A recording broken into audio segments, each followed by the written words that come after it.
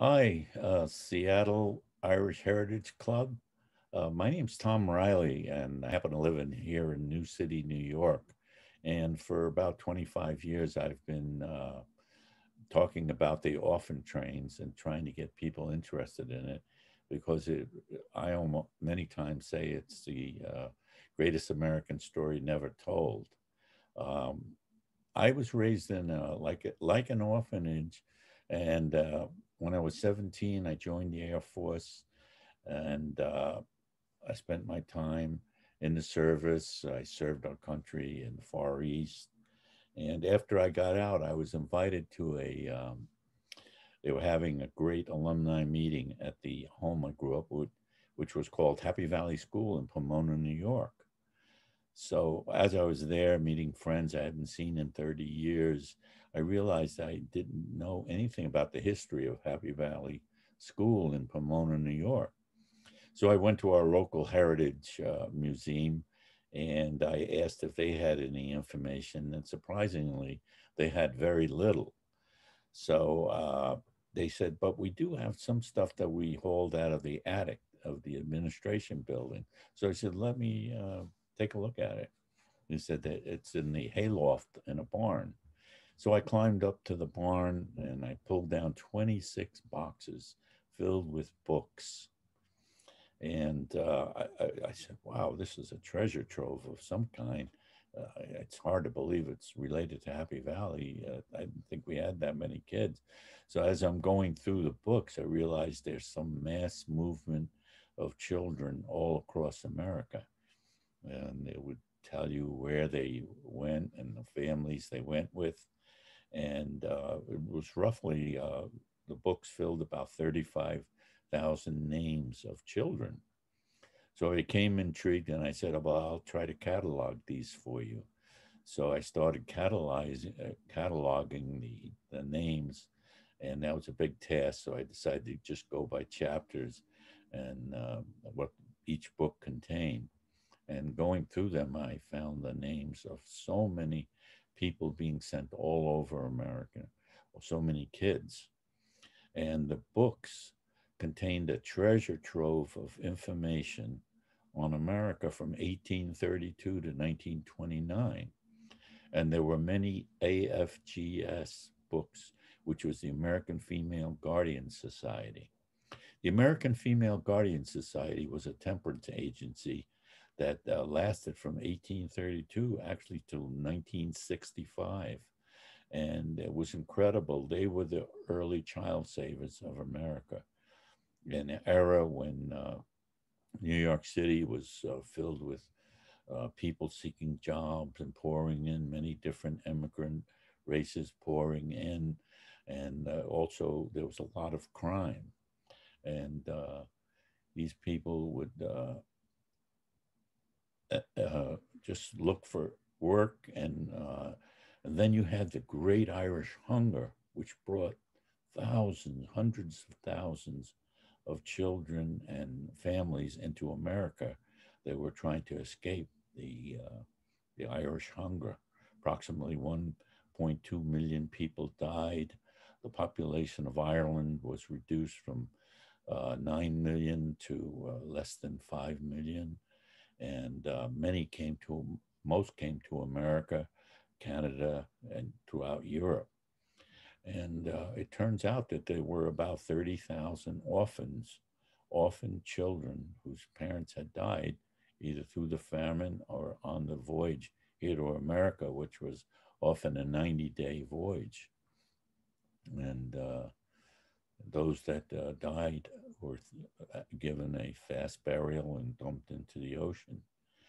And when they arrived in America, it wasn't in Ellis Island, it was at the St. George Intake Center in Staten Island. And after a while, the cemetery, the land in the back, became a graveyard and filled with hundreds and thousands of poor people who had died upon arrival or were very sick and died in the hospital that they had there. In fact, there were so many people being buried in the large, great lawn in the back that they had to dig up the bodies and dump them in the ocean to make room for more. So it was a tough a row to hoe for the Irish during that time. And those that could made it into New York City, and it was approximately 25 to 30,000 Irish orphans who lived in New York City in terrible conditions, often in alleyways and boxes and bars, and they would just try to seek their survival as best they could, sometimes knocking over apple carts and different carts holding vegetables and fruits, and sometimes turning to delinquency. I don't know if you ever saw that movie, The Great Gangs of New York, The Gangs of New York, but that had to do with this era that we're talking about. So we have a minister named Charles Loring Brace, and he comes to New York and he sees the horrible conditions and the vermin filled bodies of these kids and decides to do something about it. So he enlists the help of the American Female Guardian Society, who had been doing this work alone by themselves for 20 years previous to him coming there. They had given shelter to boys and girls and actually started 12 industrial schools where they could be trained to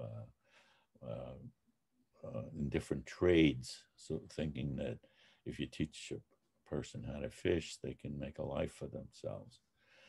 So that went on for 20 years before Charles Loring Brace establishes the Children's Aid Society along with Theodore Roosevelt Sr., the father of our president, Theodore Roosevelt. He was a philanthropist, and one night he was coming from a political meeting, and a boy ran up to him and says, "Mister, can you help me? My friend is dying." And Theodore Roosevelt followed him, and he saw this sick child in a sewer pipe, and he pulled him out. And he said, "You come with us to the Children's Aid Society." And he was very sick. He had pneumonia, and they cured it. And oddly enough, that boy that was pulled out of the pipe, of a sewer pipe, became the governor of Alaska. An incredible coincidence as he was taken care of by the Children's Aid Society. Charles Loring Brace was taking in so many orphans that there was not enough room. So he said that we have to take these children out of New York City and provide them with homes throughout using the farmers of America. They could use the help. So he did that. And he was also had a fear of revolution. He said there were so many vagrants, children, and the talk of revolution hit a nerve because he, on a trip to Europe, had been held captive. And he said, if I'm ever free of this captivity, because they thought he was a spy, I will dedicate my life to the care of children. And so he did start the Children's Aid Society, and he came up with the idea of the orphan train, sending these children out to the farmers of America. And he enlisted the help of the American Female Guardian Society, and he asked them to, they had a newsletter that went out to every church in America, mostly Protestant. And he said, put in there that if anybody needs a child or needs a laborer, we'll have a train going out there and they can stop at that stop and they can pick the child up then. And all they had to send was $1.65 if they wanted to do it this way. So the orphan trains began, and the first train began running to Michigan, and was filled with about 50 kids. And that was the beginning of the orphan trains in 1853. So if we think back, we know that the Great Irish Hunger, the Great Hunger began in 1845 in Ireland and ended in 1852.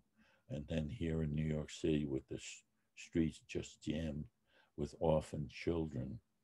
in need of sustenance, and or else they were going be arrested for delinquency.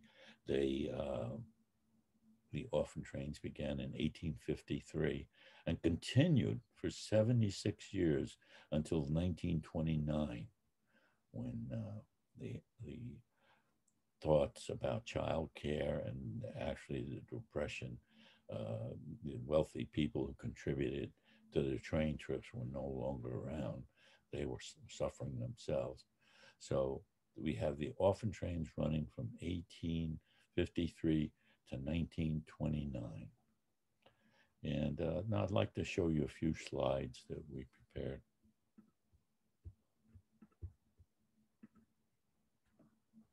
The orphan train.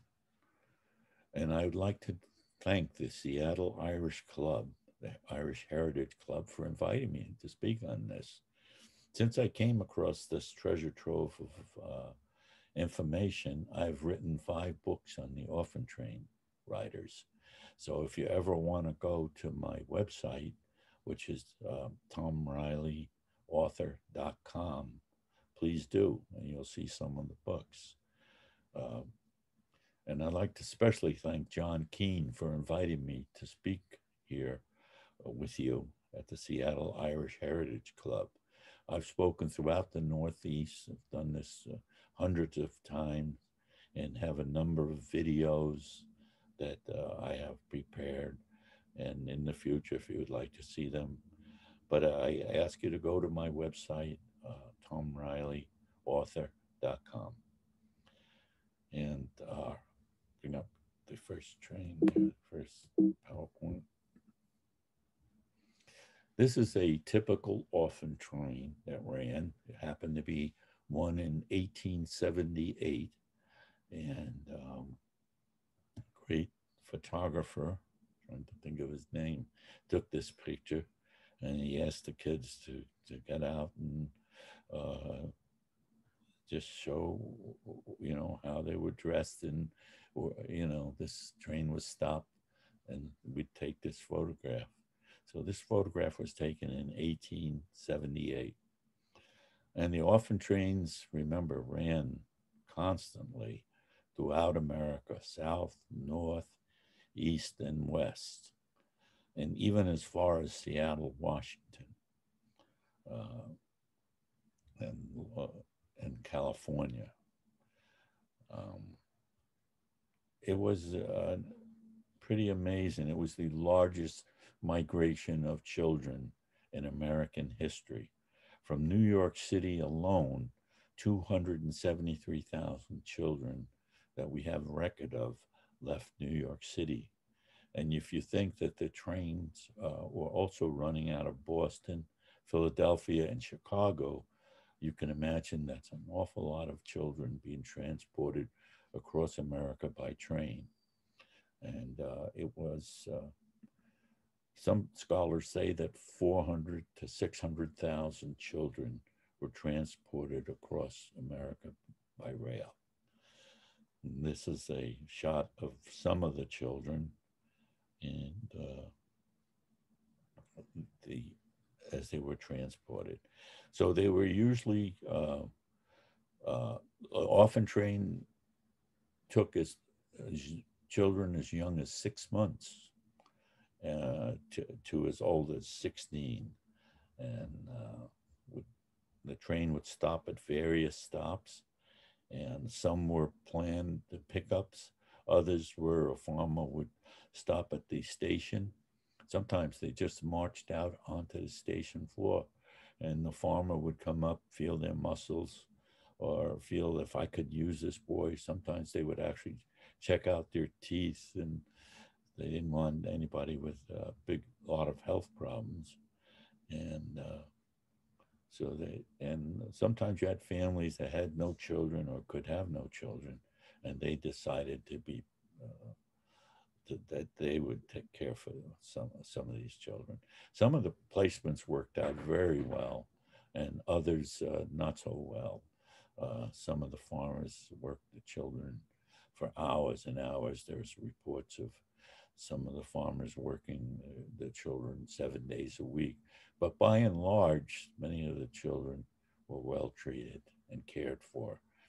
Many at the age of 17, 18, or after they graduated high school were let go and got on their own.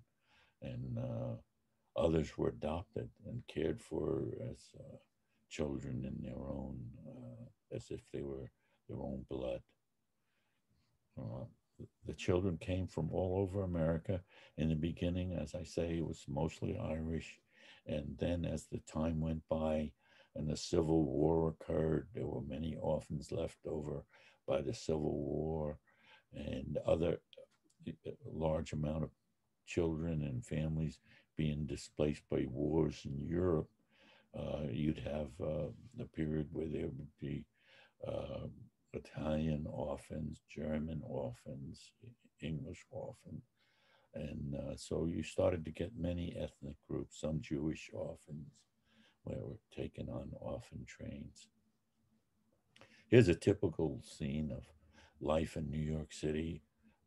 You had to just get by. Anything that would help you to get by, whether it was getting hunting for scrap wood or hunting for rags or any odd job that you could use or do. And children were old as 6 years old were put to work. Many 5 and 6 year olds were selling newspapers on the corners, and the older kids would teach them how to what the headline for the day was, and they would just repeat that, and then they would sell the newspapers. In fact, one of Charles Loring Brace's buildings in New York that he built was just for newsboys, and it was an entire building built just for housing the kids that were hawking papers during that time.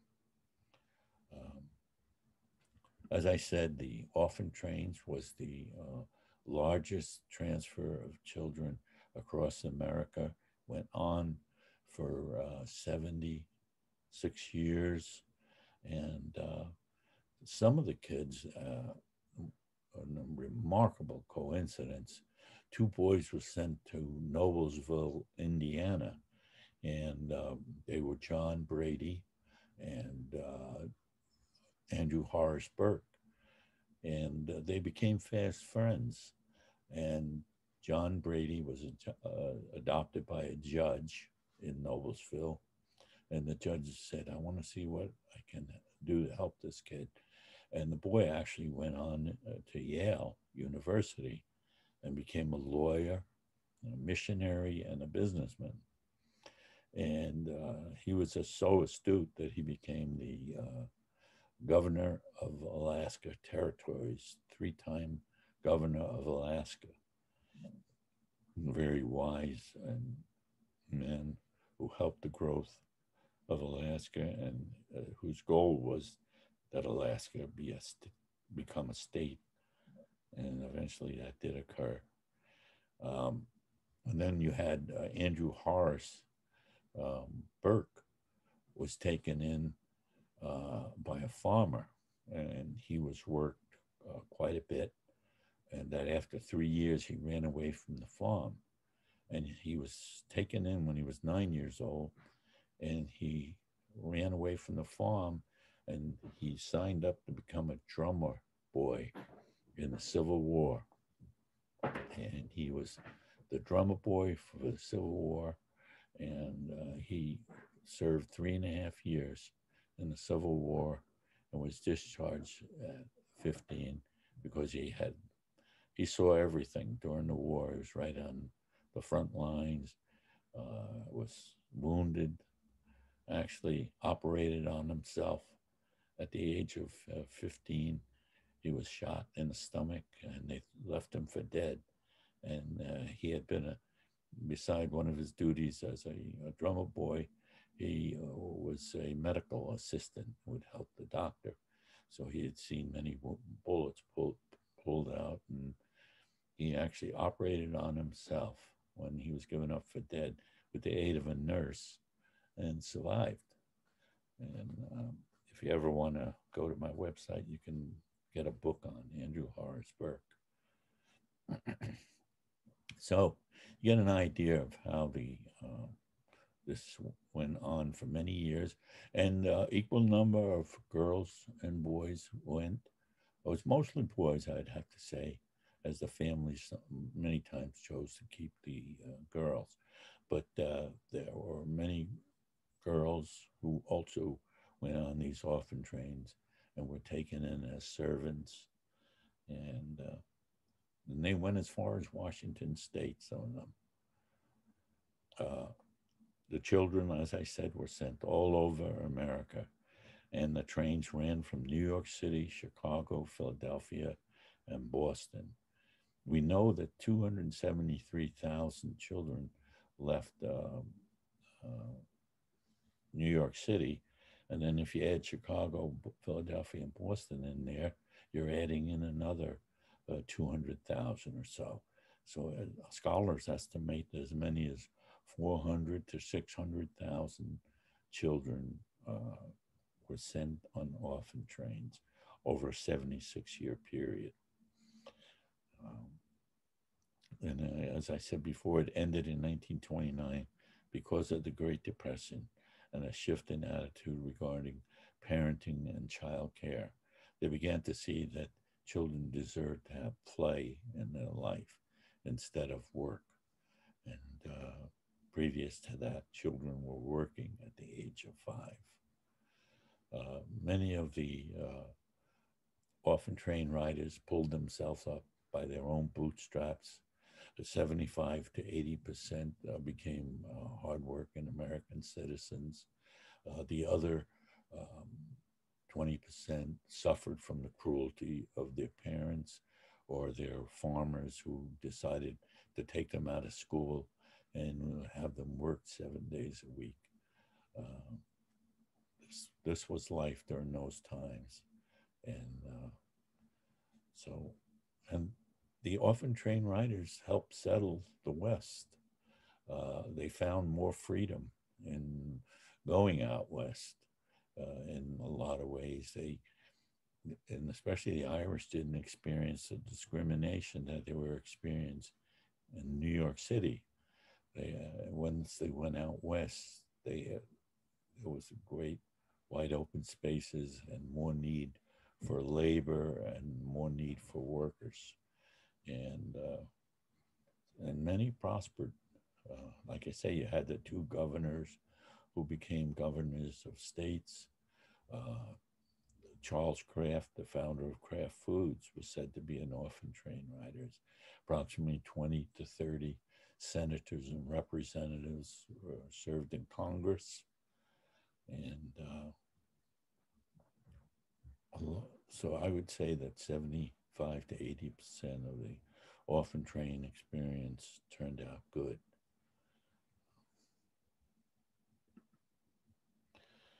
Children from many different ethnic groups also rode the orphan trains as changes in Europe happened and there were different wars when people were displaced. They came to America, the Golden Door. And also the Civil War left a lot of children orphaned. So it wasn't only the Irish who rode the orphan trains, it was many other ethnic groups. Some weren't happy with their placement, but many were grateful that it provided them food, shelter, and medical care. Famous orphan train riders included governors, senators, county representative, Congress, and numerous decorated veterans. 70 to 80% became hardworking and upstanding American citizens. The orphan train memory exists very strong in such states as Kansas, Nebraska. These are places where there was a need for farm workers. Iowa, Louisiana, Missouri. So much so that as time went by, they set up orphan train museums to honor the journey that these children took and their memory of the journey. So if you go to Kansas, Concordia, Kansas has the nation's largest orphan train museum. It's a replica of the trains they rode on and their experiences and what have you. It was said that so many orphan train riders were sent to Iowa that I'm trying to think, one out of every three Iowans has an orphan train rider in their past. Today, over 2 million Americans have orphan train riders in their past if they were to trace their heritage. Um, so it was an experience that I go around and show videos and write books and tell people about this experience that history is overlooked. Andrew Horace Burke, like I said, he was placed on an orphan train along with 70 other boys and girls, and he was 9 years old, and accompanying him was his friend John Brady. The train headed west, stopping in town after town, essentially peddling the children. The two boys had a lot in common, said writer Stephen O'Connor. Not only their Irish Catholic background, institutionalization, and their shared anxiety and hopes about what would happen to them in their new homes, but also their unusual intelligence and determination. Their friendship strengthened, and they became fast friends on the ride and would stay in touch with each other throughout their lives. Perhaps by mutual influence, they would end up fulfilling startlingly similar destinies. Burke as the governor of North Dakota and Brady as the territorial governor of Alaska. When uh, when Brady went to the governor's meeting, he met um, Theodore Roosevelt Jr. And he told Theodore Roosevelt, he says, "Your father was my father. Your father pulled me out of a sewer pipe in New York City when I was very young and saved my life. And I'll always remember it." So it's pretty amazing that this coincidence that these two boys would become governors of their states.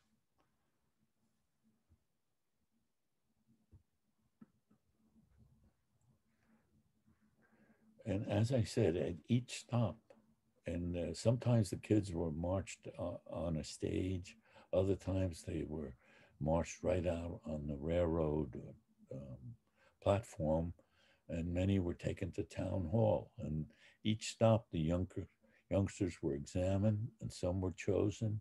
A good-looking boy with a sunny disposition, writes Annette Frey in the Orphan Trains. Andy Burke received several offers of a good home when he reached Noblesville, Indiana. Eventually, he went along with a farming couple.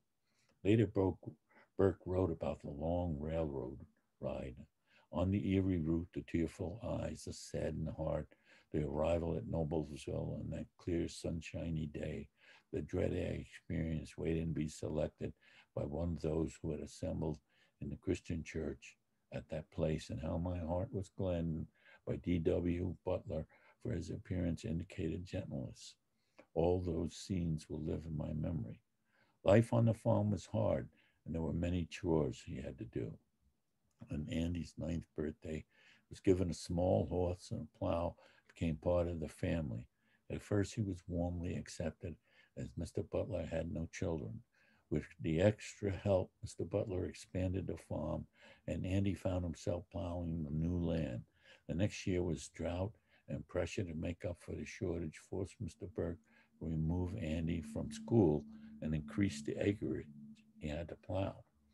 When Andy turned 12, all the talk around the table was the Civil War. Mr. Butler felt Lincoln was needlessly antagonizing the South. Burke read avidly about Lincoln and admired his compassion and stand against slavery. Butler sensed Burke's empathy with the Union, and a growing divide manifested itself in silence at the table. Mr. Butler would then recount all he had done for Burke and began to criticize his lack of appreciation and his work. Burke longed to be free, 3 of his lectures and become alienated from the family. And as I said, he joins the Civil War as in many battles as a drummer boy. He's taught all the different drummer roles, and he was in many battles. And he was often chastised by the older soldiers, saying, "Why didn't you join? So young and foolish of you to choose to become a drummer boy." And all his life, he suffered from headaches. At one point, he was captured and sent to Andersonville, a famous southern prison, which he managed to escape from. But he begged the enlisting officer at that time to be relieved. He had served 3.5 years and was finally relieved and returned to Indiana and then moved on to North Dakota with only $60 in his pocket and eventually becomes the governor of North Dakota. So pretty amazing. This is some of the pictures of life in New York City at the time.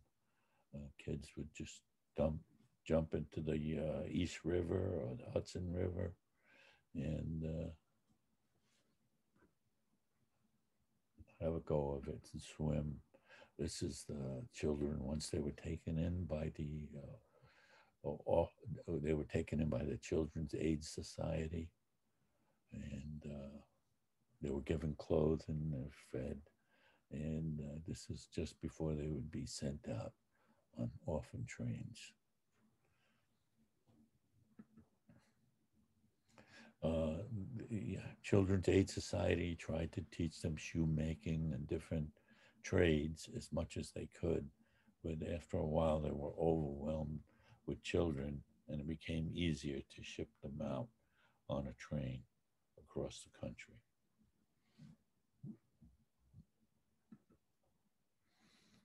Here's some children at a meal. There's some other children. Now, this is the Five Points house. That was a precursor to the place that I was raised in. It was called the Five Points House or Happy Valley School. And some of the children were sent to local institutions. Here's a Russian family that finds themselves impoverished in New York City. Sometimes the families had 9 children and would release 4 or 5 of them to become to the Children's Aid Society because they could only care for 4 or 5, and the rest would be sent on orphan trains. Imagine it was a very difficult time then. Jobs were often scarce, and sometimes people died in fires, industrial accidents. It was a tough time. They didn't have the safety net that we have today, the welfare, food stamps, Social Security. They had none of that. And if they fell upon hard times, they depended on some relative or friend to take them in. And, it wasn't easy.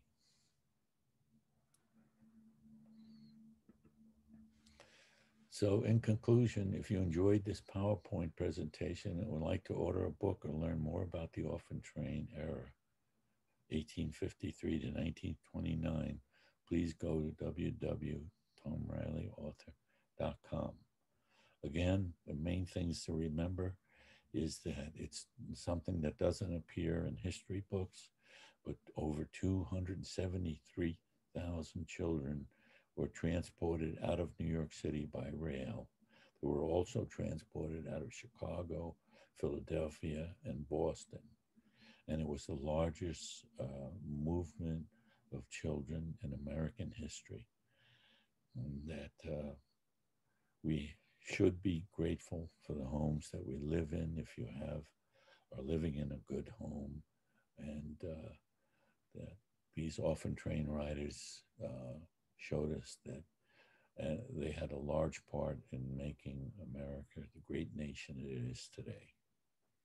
Thank you. And I'd like to thank the Irish Heritage Club and John Keane and the members for inviting me to speak. I have many other videos and um, things that I would like to show you in the future if you're interested. And if you'd like to know more about this presentation, go to my website, tomrileyauthor.com. Thank you very much.